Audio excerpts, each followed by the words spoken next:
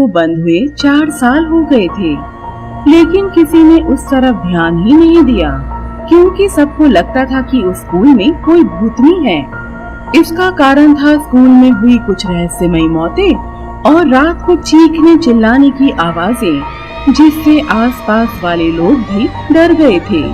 इस वजह से गांव के लोग मानने लगे थे कि स्कूल में कोई भूतनी है, और इस घटना के बाद से सबने उस स्कूल में जाना छोड़ दिया था। आज वह स्कूल एक बंजर जमीन का टुकड़ा बनकर रह गया है। एक सुबह सरकारी फील्ड ऑफिसर शेखर रघु और वर्मा से मिलने आया, जो उसके नीचे काम करते थे। रघु, वर्मा, सरकार ने हमें एक काम सौंपा है। उन्होंने यह निर्देश दिया है कि सालों से बंद कमलापुरम सरकारी स्कूल को दोबारा खोला जाए। यह देखो, इस फाइल में क्या लिखा है। यह स्कूल इसलिए बंद हुआ था क्योंकि सबको लगता है यहाँ कोई भूतनी है। जैसे ही शेखर ने यह कहा, वर्मा हैरान हो गया।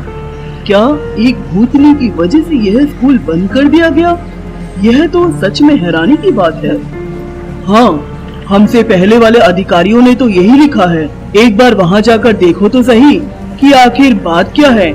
एक बार वह पता तो चल जाए तो हम उसका हल निकाल कर बच्चों को दोबारा स्कूल बुला सकते हैं। ठीक है सर, हम कल ही वहाँ जाकर सब पता करते हैं और फिर काम शुरू कर देंगे। रघु के ऐसा कहने पर अगले दिन वर्मा और रघु अपनी बाइक लेकर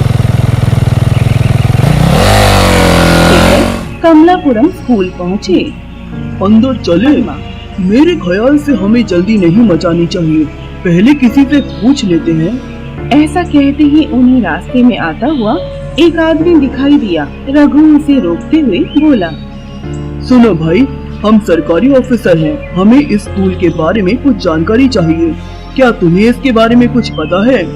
यह स्कूल? अरे इसे तो भूतनी का स्कूल कहा जाता है। मुझे तो इसके बारे में ज्यादा नहीं पता, मगर हाँ, यहाँ आखिरी झोपड़ी में एक बूढ़ी औरत रहती है जो स्कूल में आया का काम करती थी। उन्हें शायद कुछ मालूम हो। उस आदमी की बात सुनकर रघु और वर्मा उस बूढ़ी औरत से पूछताछ करने चले गए।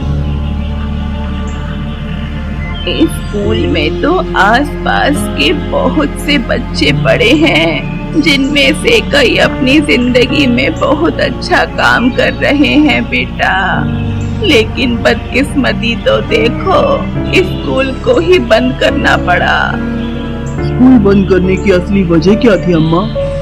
यहाँ एक रेखा मैडम पढ़ाती थी, जिन्हें सारे बच्चे बहुत पसंद करते थे। वह भी सबका ध्यान रखती थी। एक दिन पता नहीं कैसे स्कूल में उनकी मौत हो गई, और 10 दिन बाद स्कूल के हेडमास्टर की भी मौत हो गई बेटा। फिर सबको लगने लगा कि स्कूल में जरूर कोई भूतनी है, और उसके डर से सबने स्कूल आना छोड़ दिया। एक बार एक आदमी जो यह सब नहीं मानता था, वह स्कूल के अंदर चला गया और वह भी मारा गया। बस तभी से यह स्कूल बंद पड़ा है। बूढ़ी औरत ने ऐसा कहा। यह सब सुनकर रघु और वर्मा बाहर आ गए। क्या लगता है तुम्हें, आखिर माजरा क्या होगा? एक साथ इतने लोगों की मौत हो गई, इसीलिए सब यही मानते हैं कि यहाँ कोई भूतनी रहती थी, और हमें सबको गलत साबित करना होगा। ठीक है, चलो एक बार स्कूल चलते हैं और देखते हैं क्या होता है। दोनों स्कूल के अंदर गए। स्कूल के अंदर खूब अंधेरा था और चारों तरफ चमगादड़ भी थे। रघु और वर्मा धीरे धीरे आगे बढ़ रहे थे। अचानक से जमीन के अंदर से 2 हाथ निकले और वर्मा के पैरों को कसकर पकड़ लिया। आगे ना बढ़ पाने की वजह से वर्मा ने नीचे देखा तो वह किसी भूतनी के हाथ लग रहे थे। उन्हें देखकर वर्मा जोर से चिल्लाया, रघु बचाओ, नीचे देखो, लगता है भूतनी ने मुझे पकड़ लिया है, जल्दी कुछ करो। वर्मा जोर से चिल्लाने लगा। यह देखकर रघु हैरान रह गया और उसने जल्दी से एक मोटी लकड़ी उठाई और उन हाथों पर वार किया। वार की वजह से भूतनी ने वर्मा के पैरों को छोड़ दिया। वर्मा और रघु वहाँ से भागे और अपनी जान बचाने में कामयाब हुए। हे भगवान, मुझे तो लगता था कि यह भूत बस फिल्मों में ही होते हैं। आज पता चला कि असल जिंदगी में भी भूत होते हैं। बाल बच गए, वरना पता नहीं क्या होता। चलो, आखिर यह पता तो चला कि स्कूल में सच में कोई भूतनी है। अब हमें सोचना चाहिए कि आगे क्या करना है। ऐसी समस्याओं के लिए एक ही समाधान होता है। चलो किसी झाड़ फूक वाले बाबा से मिलते हैं जो ऐसी भूतनियों को अपने कब्जे में करते हैं। शायद वही हमें कोई रास्ता दिखा पाए। रघु और वर्मा एक बाबा के पास गए और उन्हें सब कुछ बताया। उनकी बात सुनकर बाबा बोले, ठीक है, कल सुबह जल्दी जाकर देखते हैं कि आखिर असल समस्या है क्या। अब तुम लोग जाओ और कल सुबह जल्दी आ जाना। बाबा के ऐसा कहने पर वे चले गए और अगली सुबह वे तीनों स्कूल के लिए रवाना हुए। वह भूतनी तुम दोनों पर कहीं से भी हमला कर सकती है, इसीलिए यह ताबीज ले लो और अपनी कलाइयों पर बांध लो। इसके बाद वह तुम्हें छू भी नहीं पाएगी। ऐसा कहते हुए बाबा ने रघु और वर्मा की कलाइयों पर ताबीज बांधे। बाद में वे सब एक साथ स्कूल के अंदर गए और वहाँ पर बाबा ने एक पूजा की।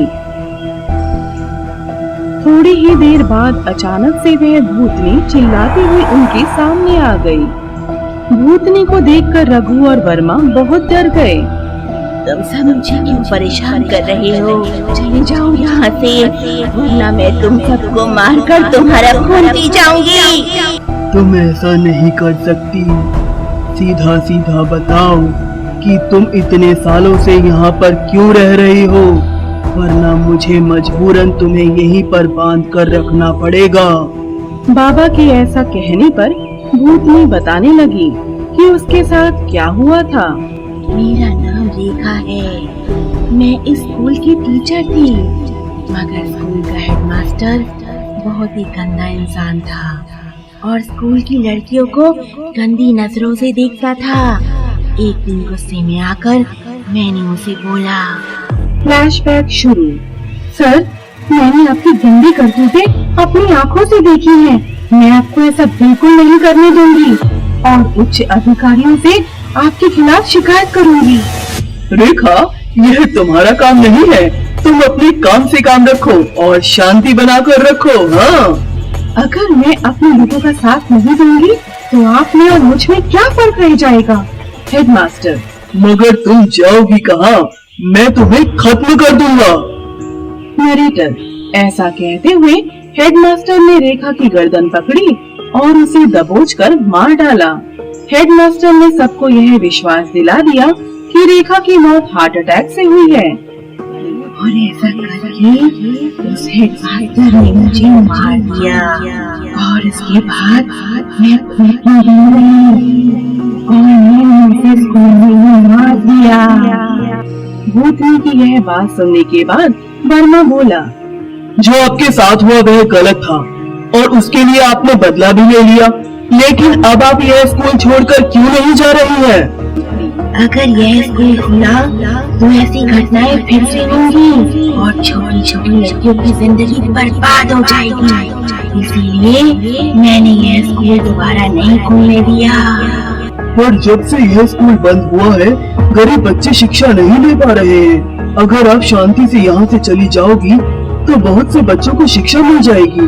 आप तो हमेशा से एक अच्छी टीचर की तरह जानी जाती हैं। तो अब यह सब करके बच्चों को शिक्षा से दूर रखना ठीक नहीं होगा।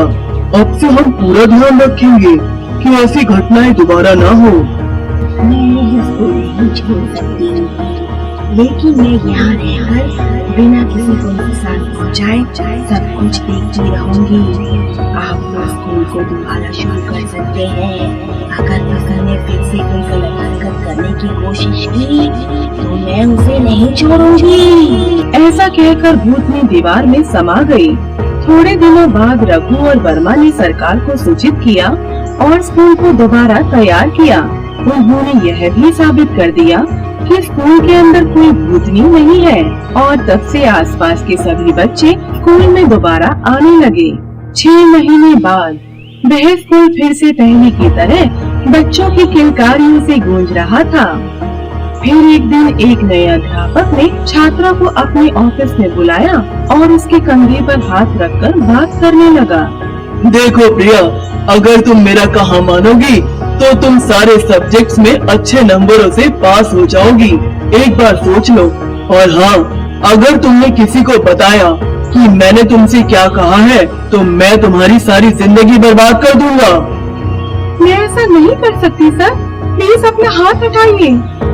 ऐसा कहते हुए प्रिया रोती रोती बाहर चली गई और यह सब सुनकर भूतनी ने अपने हाथ दीवार से बाहर निकाले। तुम लोग नहीं बदलोगे।